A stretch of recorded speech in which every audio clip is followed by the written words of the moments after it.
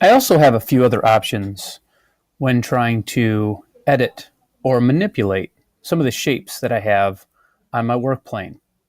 I could also easily remove them by selecting it and then hitting the backspace key.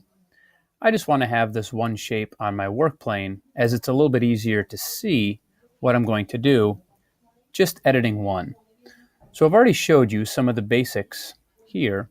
What I can also do when editing this is I have to have the object selected. And then what I'm able to do is I'm able to turn this shape along all three work planes. I have my x-axis, I have my y-axis, and you also have the z-axis, which is up and down. That gives you that third dimension. So when I click on that object, I get these other arrows that show up.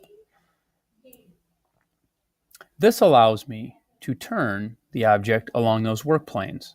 So when I hover over it, I actually see the angle that it's on. And if I were to click and drag, it will start to move it.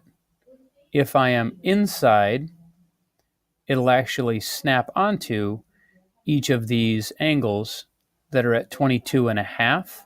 If I come out, it'll allow me to snap in to shorter angles. So if I move my mouse to the outside, I can then move one angle at a time. The more I come in, the less control I have, but it actually would snap onto that angle. So I can move it along that x-axis. I could also move it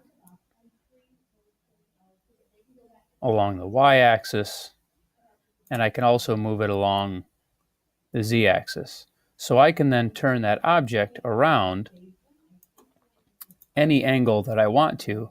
So once I put that shape on my work plane,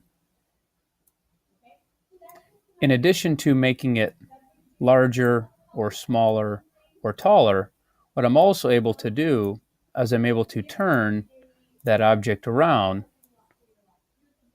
that allow me to get these objects to look in different directions.